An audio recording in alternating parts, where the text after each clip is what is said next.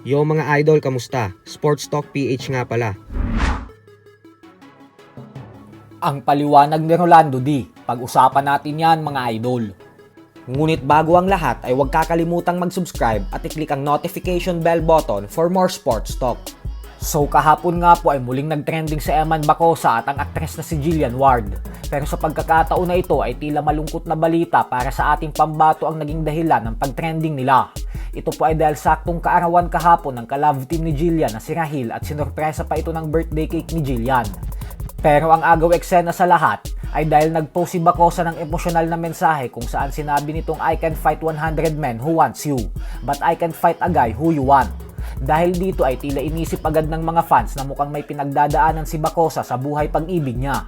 Kaya naman napapost ang BKB Super Welterweight World Champion Rolando D na kung di lang umano anak si Bacosa ng idol niya na si Manny Pacquiao ay tatawagin niya itong bading dahil nagpapaka-sad boy umano ito.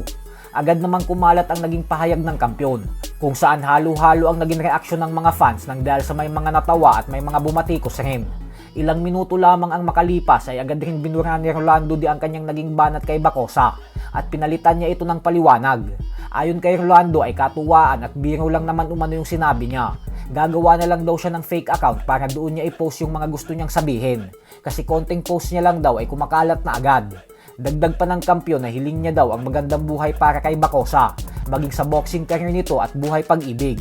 Naging sad boy din naman daw siya noong nasa parehong edad pa siya ni Bacosa. At sana ay wag niyo na daw siyang i-bash kasi naghahanda siya para sa laban niya.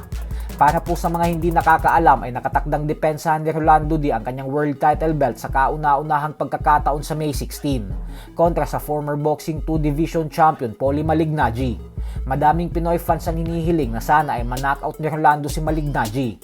Gawa ng ito ang numero 1 nagsasabi na dinaya daw ni Pacquiao ang tagumpay sa boxing at pagiging 8 division champion sa pamamagitan ng paggamit ng pinagbabawal na gamot. Kaya suportahan po natin si Rolando D sa laban niya na ito. Sa kabilang banda naman mga idol ay naglabas naman nga po ng pahayag ang ating pambato na si undefeated top Pinoy prospect Kenneth Louver sa pagkatalo ng Pinoy boxing legend Nonito Donaire Jr. sa kamay ng Japanese knockout artist na si Rico Masuda. Ayon kay Louver ay kung nasa prime pa daw si Donaire ay hindi umano tatago si Masuda kasi hindi ganong Donaire ang makikita natin sa ibabaw ng lona.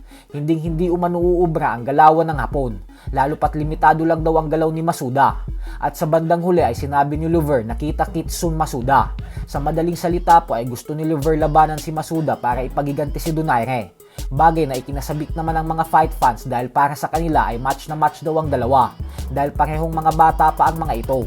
Mga contender, may lakas ang mga kamao at nangangarap maging world champion. So hanggang dito na lang po muna tayo mga idol.